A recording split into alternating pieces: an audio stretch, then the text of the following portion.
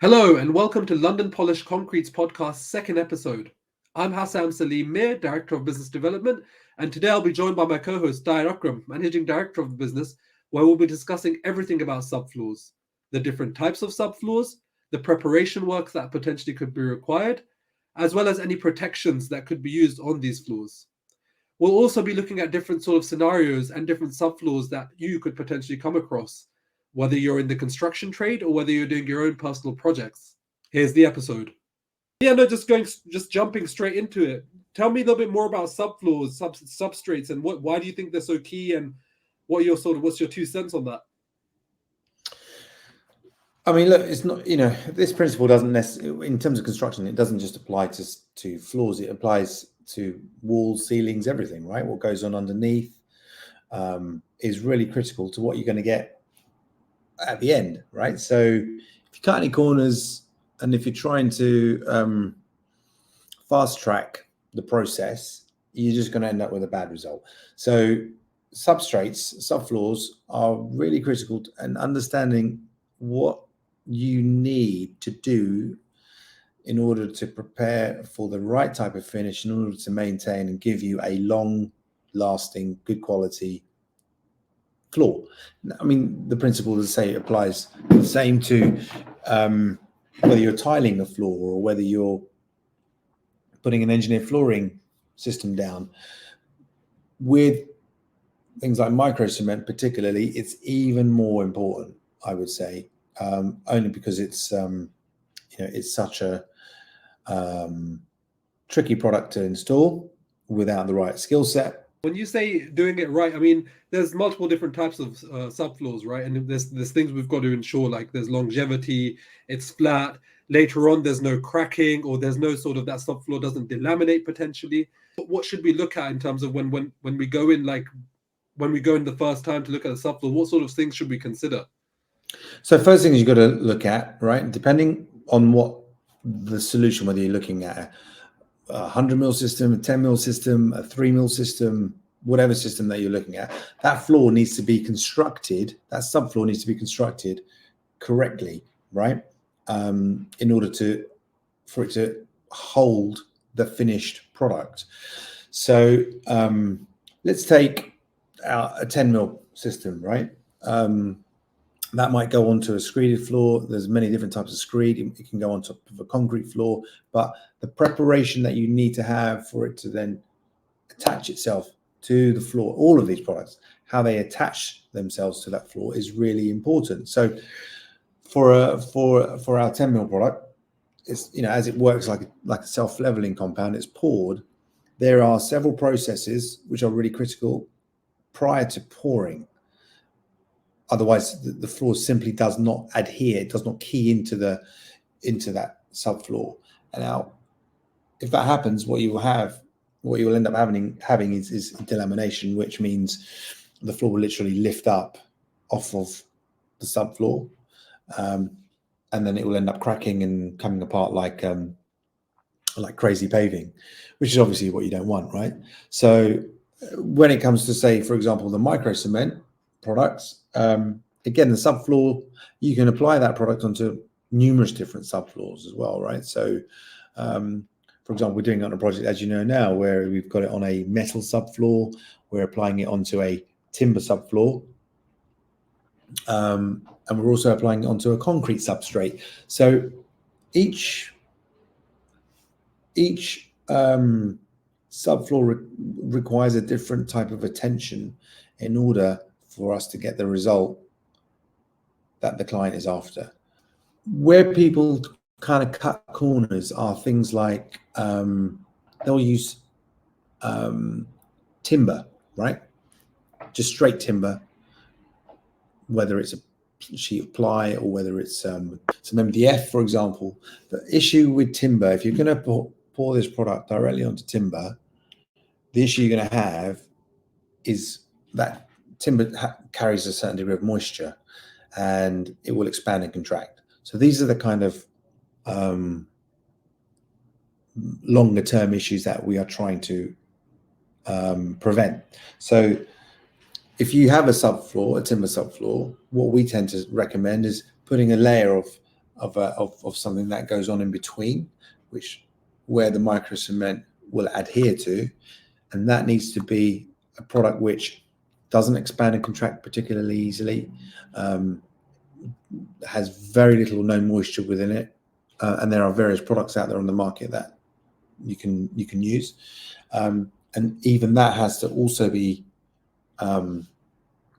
connected to that timber subfloor, appropriately and correctly too. So you've just got to know what you're going to end up with, and to be able to see 3 or 4 or 5 stages down the road what the impact will be on that finished product. Absolutely. I mean, I guess it's all about just envisioning the sort of what's going to happen in the future, and that, I guess a lot of that does come down to sort of experience and time as well.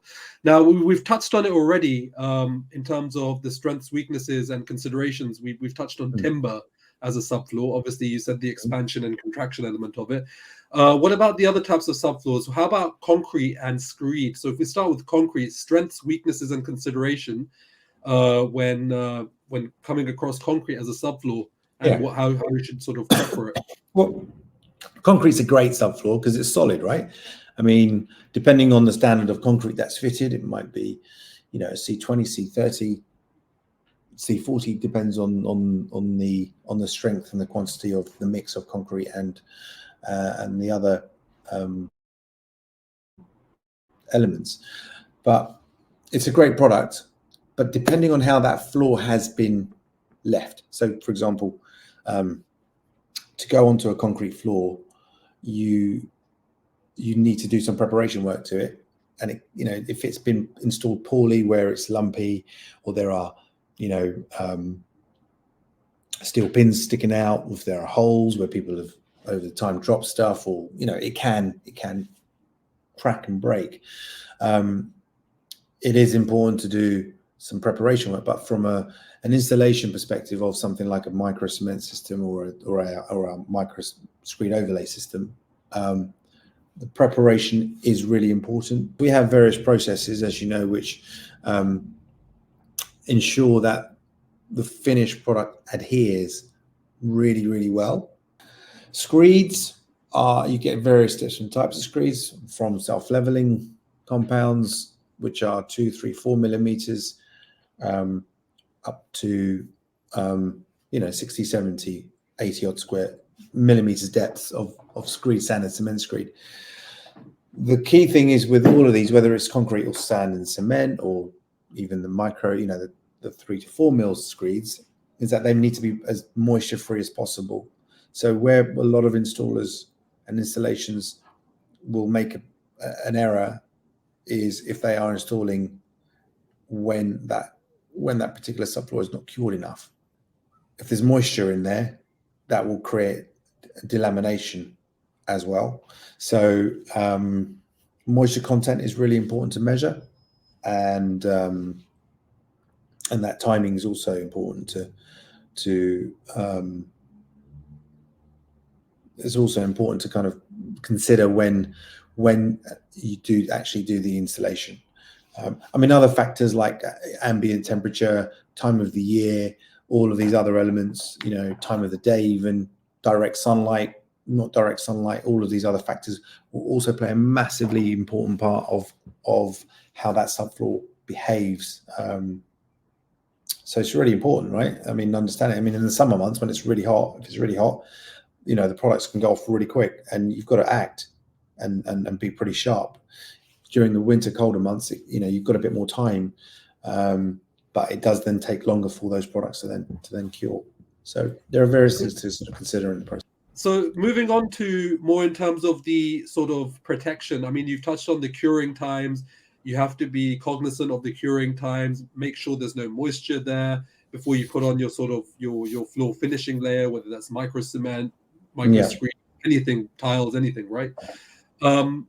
What sort of barriers and protection would you recommend? Now, the reason I'm asking this is because we've had projects where the clients were basically saying, just put like Corex, I think they call it, just put that there or something else, any sort of other protective layer. And we're like, no. If you do put that on, you're going to get the logo of that company, stuck down to the floor, and you'll be able to see it on the floor. So just with respect to sort of, it's a transfer of the ink, basically. Yeah, it gets transferred over. I was just going to raise one other point about the screed subfloors and even timber or any of these subfloors. You need to ensure that there is a sufficient enough barrier between the screeded floor, where sometimes that if there are various particles or chemicals within the screeded floor, accelerants or whatever, if they haven't fully cured and the floor's gone down, they can actually come up and through into the micro cement, and that can discolor the micro cement. So, that is one part of the product and part of the risk, right? But to mitigate those risks, it's important to make sure you've got a sufficient barrier between that subfloor. Going back to your point about protections, so yeah, I mean, look, this product has to breathe once it's installed, whether it's 10 mils, 100 mils, whichever product, for exposing an aggregate on a floor or doing a color hardening floor, it needs to breathe. Protections are really important. Just to make sure that any protection that you get are breathable. It's breathable. We recommend, as I say, good quality breathable products. What do you mean by breathable? Because a lot of our customers and a lot of the people, viewers watching, many of them are from the construction industry. What do you mean by breathable? Yeah. Well, if you put it down, it doesn't seal the moisture underneath, right? So, I mean, you can get, for example, Corex, which has got no logos on it, right? You could put that down, but because it can't breathe through it, it's plastic, right? It's a synthetic product, and because it can't breathe, the moisture will end up, you will get almost like an imprint of the construction of the Corex on the floor, like long lines, and you don't want that, do you? And you don't want that, right? So yeah. You've got to have something that breathes. Cardboard, at the most basic level, even cardboard, it's important to protect the floor. If you've got electricians or carpenters or whoever coming in afterwards, if they're working at height and they've got a tool that drops out of the hand, and by mistake, and tools nowadays are pretty heavy, right? That can damage the floor. All right, that takes us to the final segment of our podcast, which is great. Testing your knowledge. All right. Okay. So we're gonna test your knowledge a little bit. I'm gonna show a couple of images from our sort of projects, or what London Polish Concrete is. I wasn't expecting this. Your job is to tell us how would you prepare that floor? Let's say in the scenario of micro cement, micro screed, our products, right? How would you prepare that floor for our products? And just give your sort of 2 cents on it. Right. This product, can you see it?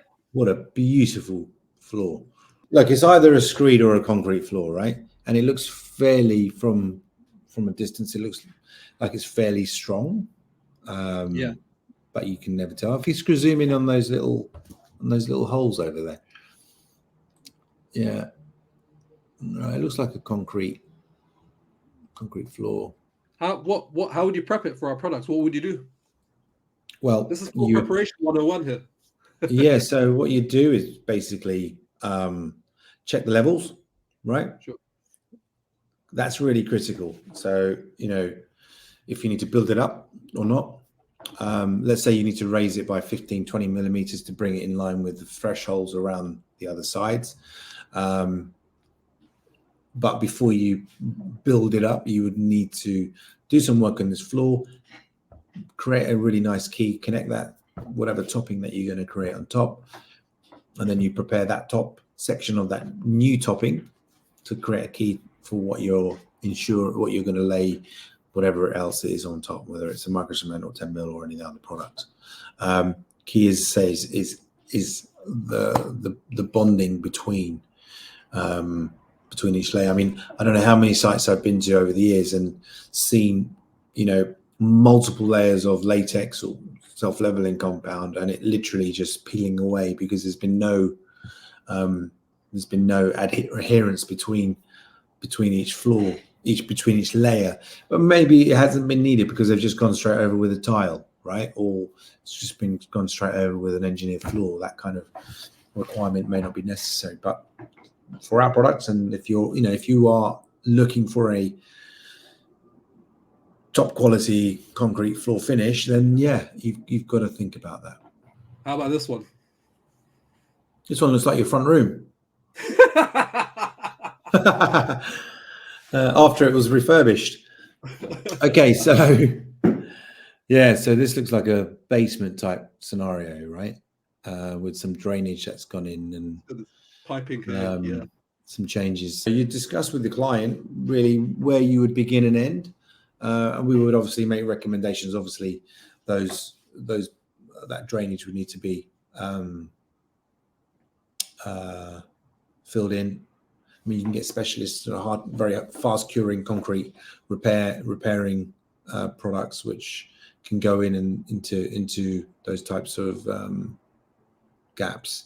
And then, yeah, I think depending on the product you go on, as I said earlier on, it's really knowing where you would go from here, which is really key, right? So that prep part would need to be discussed, and obviously looking at what their finished product is. Sometimes you get clients who would have concrete poured into those, and then they want that ground and polished to expose the because that looks like a concrete subfloor there. It looks like a structural slab from what I can see. And so, that could be all ground and polished to expose the aggregate with those lines where the drainage are coming up as a slightly different finish, right? It's going to have a pretty rustic effect. But then other clients might want a very nice overlay system. See, I mean, the interesting thing about this space here is this doesn't look like there's a lot of head height. So, you've got to consider what product you would suggest depending on the level of head height you've got available and how much the client wants to try and retain. Because obviously the more you build up, the smaller the lower the depth that you've got to sort of experience. And in this kind of space, I would imagine, that the head height is really important. So I mean, grinding and polishing, that's one thing. You can put some sort of concrete on top of these sort of drainage holes and fill them up and then grind and polish. But let's say we want to put micro cement on, right? What would you do in that scenario? Would you put some sort of self-leveling compound, or what would you do in this once you've again, but you'd need to prep this floor, then put in a couple of mils to make the floor super flat and level, right? You might be able to just scab and grind that floor down just to get that level as well, right? Instead of self-leveling, so long as it's got a key onto it nicely. So there are a couple of options, but with a floor like that, there's likely to be undulations over the whole area, maybe plus or minus 5 or 6, 7 mil, maybe more, maybe less, right? So allowing for 5 to 10 mil of self-leveling compound in there might be useful just to get it all nice and flat, and then you go in with the micro cement, which is another 2 or 3 mil. Really put me on the spot there, Hassan. Well, you're living and breathing this every day. Sometimes I've got to test you to keep you sharp. I'm gonna go home and have a nice cold shower now. No, that's all the time we have for today, folks. Thank you very much for tuning in. If you subscribe to our channel, we'll be having sort of more further sort of sessions. We are going to get guest speakers in within the realm of property development, flooring, construction, sort of the end-to-end 360 cycle of construction and the built environment, and everything else in between, like designers. So do watch this space. And thank you, Tahir, for your time. Great. Thank you. Thanks, Hassan.